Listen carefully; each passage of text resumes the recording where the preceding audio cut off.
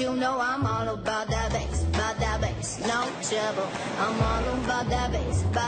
Bonjour à tous, soyez les bienvenus ce matin au Maroc, dans la région de Rabat, pour un automoto que je vous promets étonnant. Et oui, vous ne rêvez pas, je suis en train de conduire une voiture Rubik's Cube, un moteur de Suzuki, des armatures en métal, des vitres en plexiglas.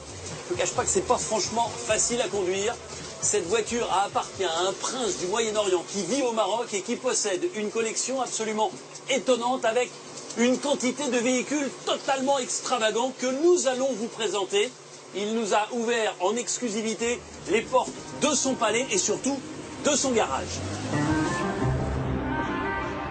Membre de la famille royale d'Abu Dhabi, le cheikh Hamad bin Hamdan Al Nahyan est un amoureux des pigeons, mais surtout des voitures. Des voitures uniques et qui sortent de l'ordinaire. Malgré sa richesse, aucune supercar dans son garage. Son plaisir, les voitures tout-terrain, pour sillonner le désert. À 56 ans, le prince Hamad est un créateur atypique. Sa seule limite, son imagination. Au total, son garage compte 704 véhicules.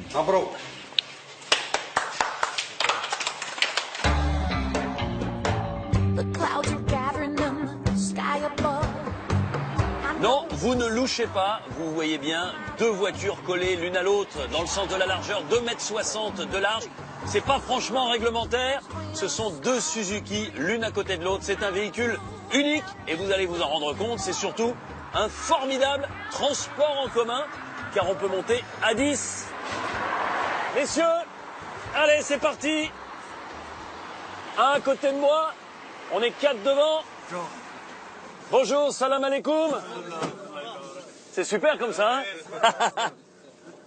Alors je vous cache pas que c'est pas évident de conduire cette voiture parce qu'il faut être le plus possible sur le côté gauche, au niveau du milieu de la route. Et puis regardez sur la droite, il y a une petite antenne qui me permet de ne pas être totalement dans le bas-côté. Et c'est mieux qu'un autobus, hein? Grand taxi. C'est un grand taxi, exactement. Allez, pendant que j'emmène ces messieurs dans le centre de Rabat.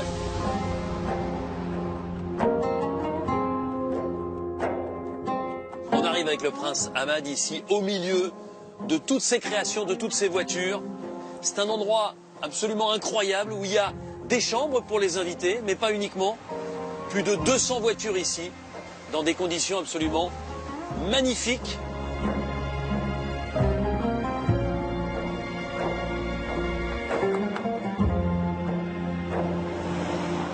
Hamad, pourquoi collectionnez-vous toutes ces voitures?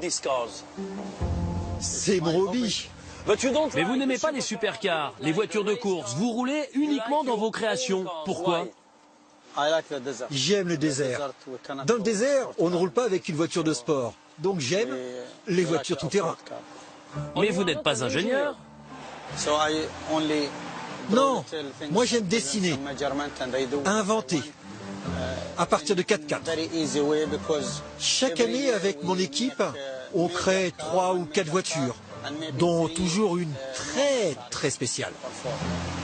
Hamad, est-ce que vous n'êtes pas un peu fou avec toutes ces voitures? Chaque fois que je construis une nouvelle voiture comme celle-ci, je suis comblé. Mais vous ne répondez pas à ma question. N'êtes-vous pas un peu fou, Hamad, avec toutes ces voitures? Si vous voulez, si ça peut vous faire plaisir. Et allez, voilà les voitures françaises préférées du prince Hamad avec cette 505 4x4 d'Angèle et puis la légende, comme il le dit, la 2 chevaux. Les voitures occupent aussi une place de choix à l'intérieur du palais du prince, comme cette Ford T de 1914 qui trône au beau milieu de la salle de réception. Restez avec nous dans la deuxième partie d'Automoto. On vous montrera d'autres pièces uniques de sa collection. A tout de suite.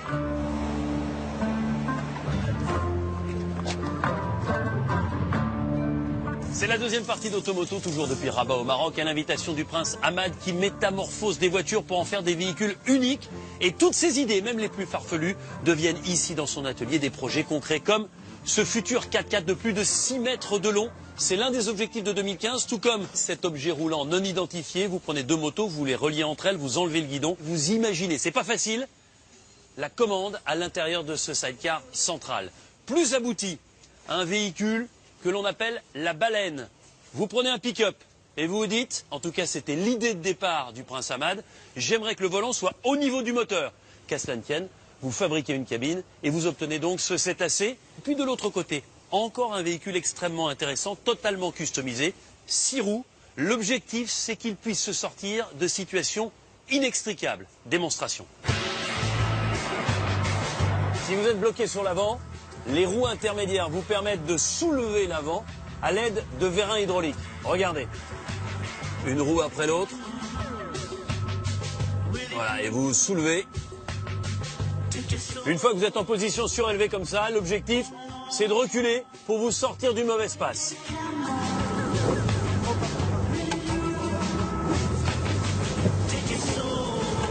Voilà, on est tiré d'affaire. Dans quelques instants, on se retrouve dans la Casbah de Rabat avec un véhicule minuscule. Je ne vous en dis pas plus. Pour aller dans la vieille ville de Rabat, la Casbah, j'ai trouvé la voiture qu'il me faut. Regardez cette pile P50. C'est la plus petite voiture du monde.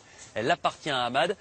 Le seul vrai problème, ça va être de caser mon 1,93 m. Je vais être obligé de faire quelques circonvolutions. D'abord passer ma jambe droite sous le volant pour atteindre l'accélérateur.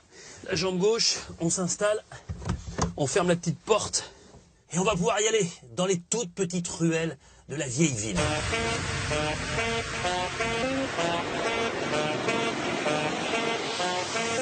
Il n'y a qu'avec une voiture comme ça qu'on peut passer là. Au niveau des suspensions, c'est plus que dur. On a l'impression qu'il n'y en a pas, c'est bien ça. Ouh, un escalier, un cul-de-sac. J'ai une marche arrière, mais c'est trop compliqué, je vois rien. Je préfère la pousser. Voilà. Cette pile P50 mesure 1,37 m de long, 1 m de large et 1 m de haut.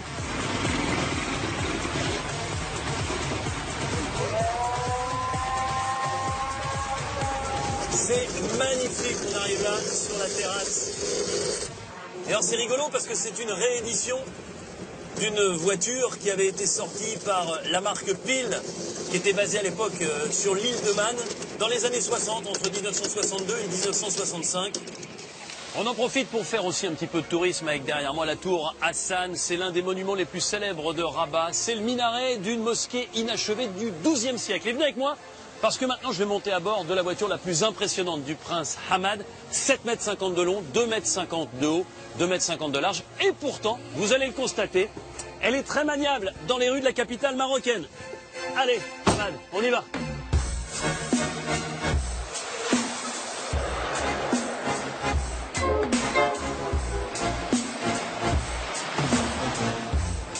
Hamad, est-ce que c'est compliqué de conduire une voiture aussi grosse? Non, ce n'est pas difficile lorsque vous avez l'habitude. C'est un peu comme conduire un camion, mais la différence ici, c'est que le capot est très long.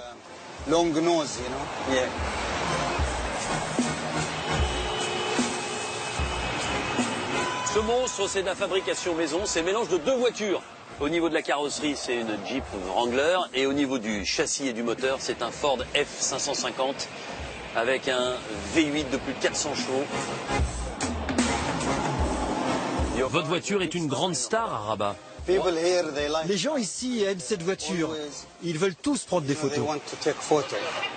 C'est important de voir les gens sourire. Je pense que c'est ça l'idée. Rendre les gens heureux.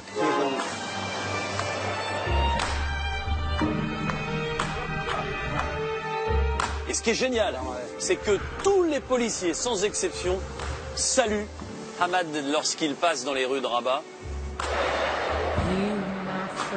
On se quitte avec David contre Goliath. Merci beaucoup Hamad de nous avoir accueillis.